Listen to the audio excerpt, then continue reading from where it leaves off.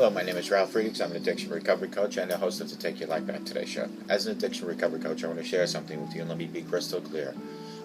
Just imagine being buried alive. You're in a coffin, but you know you're not dead. You don't know how to get out of that coffin. You try lifting the lid, but the enormous weight upon the lid prevents you from opening the lid.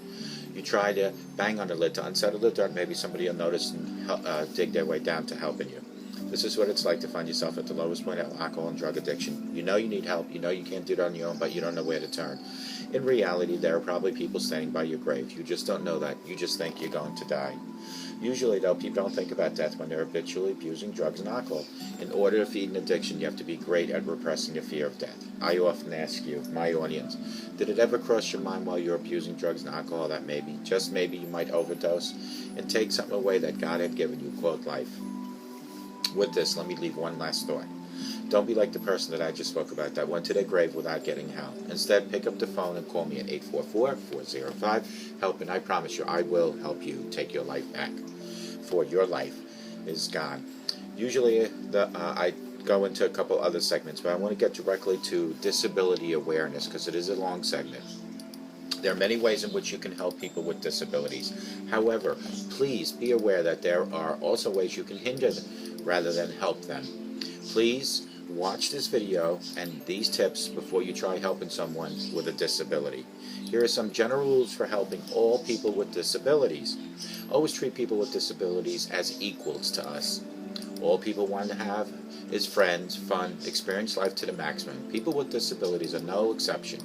Never be afraid, skeptical, or even embarrassed to approach someone with a disability. People with disabilities have just as much fun as you and I. Always ask before you help. People with disabilities have varying levels of independence. Never assume someone with a disability has a low level. If someone looks like they're struggling, ask before you help. A person may welcome help, or they may ask you to let her be independent or he independent.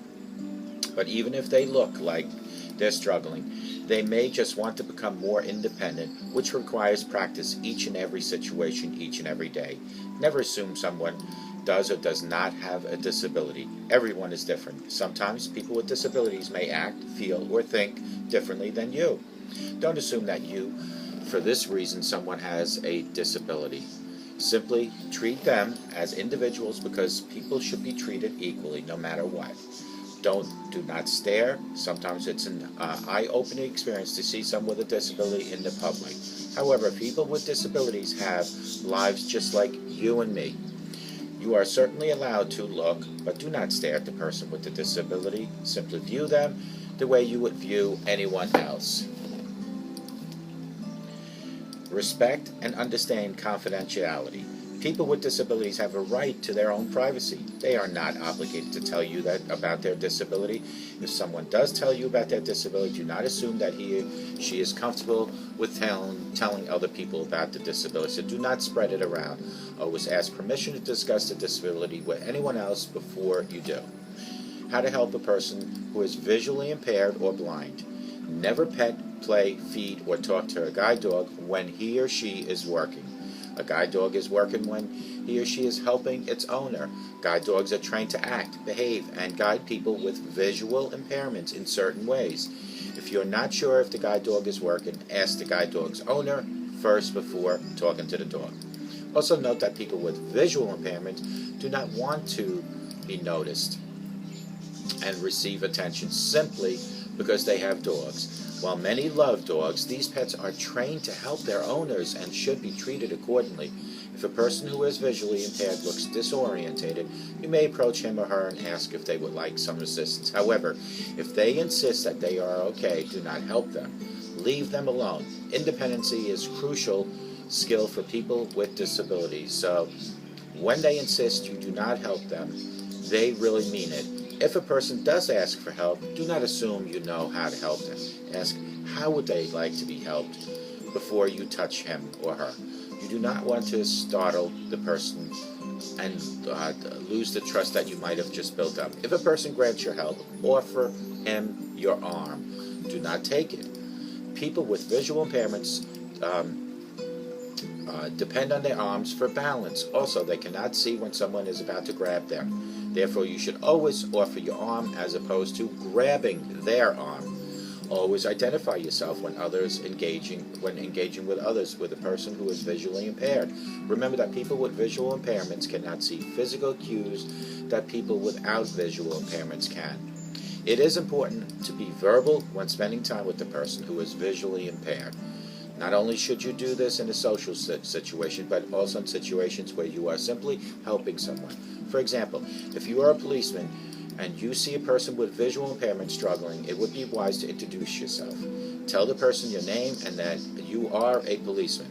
This will make the person feel much more comfortable in receiving your help. Be verbal. That is worth repeating. Be verbal. Always be verbal. Let a person with a visual impairment know that if there are any hazardous object situations approaching. If you are walking with her in a place which is unfamiliar, give her verbal cues about where it is that you are going, such as, are we going down the hall, or we're maybe going to cross the street. This helps prepare the person you are helping. How to help a person who's walking with crutches. Always ask the person if they need help before helping them. Sometimes people with physical disabilities appear to be struggling, when in actuality they are just acting in a way that works best for them. I know this from personal experience. Opening doors can be hard, but I have found a way to do it. Therefore, always ask before you help. Never touch a person's equipment, like crutches, wheelchair, white cane, or guide dog. It is in your best interest to avoid handling the equipment that belongs to someone with a disability. You may not know how to handle the object or how fragile it might be, so do not touch the aids. If, for example, a person's crutches are on the floor and you are unaware or unsure if she or he can bend down to pick it up, ask first. She will let you know if she needs assistance. Otherwise, show the person respect by respecting her equipment, because it is much a part of her arm and a leg as your arms and legs are. If you witness a person fall, ask before you help. Many times people fall. It is expected that you lend them a hand and help them get up. However, when people with disabilities fall, the consequences could be much worse than embarrassment, broken bones, and etc. Ask a person how you can help them and go from there. How to help a person in a wheelchair. Never lean, push, or sit on a person's wheelchair. Just as crutches, they are a part of the person's body. A wheelchair is also a part of a user's body and personal space. No matter how friendly you are with a person, respect their space by not handling their wheelchair. Never sit on the person's wheelchair, ever, without their permission. If a person can get out of his wheelchair and ask you to watch it while they're doing something, maybe like going to the bathroom, it is still not wise to sit in the wheelchair. You do not know its ins and outs like they do, and you do not want to break a piece of equipment that someone relies on each and every day. Feel free to get on their level. It makes you feel comfortable to kneel or sit in order to have eye level with the person in the wheelchair. Feel free to do it. If you work in an office and a person who uses a wheelchair needs your service, sometimes it is necessary to come into the waiting room instead of trying to peer over the desk. Be aware of situations like this. Again, people with disabilities want to be treated as equals in society, so it is perfectly reasonable to make accommodations in order to make them feel comfortable. Keep ramps and accessible walkways clear. It is very frustrating for wheelchair users to take alternate paths designated as wheelchair accessible, only to be denied access to the building or store due to blockage. Always think before you park your bike, car, or place objects on walkways without steps or ramps. How to help a person with social disabilities. Respect this person's personal space. Some people who have social disabilities are sensitive to touch. For this reason, it is imperative that you respect their personal space before engaging in any physical contact. Can I have a hug, you might want to ask, is a question we will ask sometimes. Don't be afraid to ask. In fact, it is better to ask first than just invading their personal space. If a person with social disability seems upset, feel free to give that person words of encouragement. Sometimes people with social disabilities can become easily overwhelmed. In this case, it is okay to talk to them in a calming voice, to let them know that things are going to be okay. Sometimes all it takes is a few words of encouragement to help them feel happy again. How to help someone who is deaf or has a hearing loss. Speak clearly. People who are deaf or have a hearing loss can read lips. If you speak clearly and project your voice, do not yell. They may need no other help. Always make eye contact with that person, not his sign language interpreter, and you're not either. It is very important that you have a conversation with the person involved, not the sign language interpreter. By talking with the interpreter, you are excluding the person that really needs to talk to you. Always talk with him or her as you would with anyone else. The sign language interpreter will take care of the rest from there. Write it down. If communication is not working, you may write down your message to the person. However, it would be best to ask in written format what she prefers to have the entire conversation on paper, especially because there may be simpler options, or hear it. How to help someone with a speech disability. Never finish sentences for them. Once again, a person's independence is very important.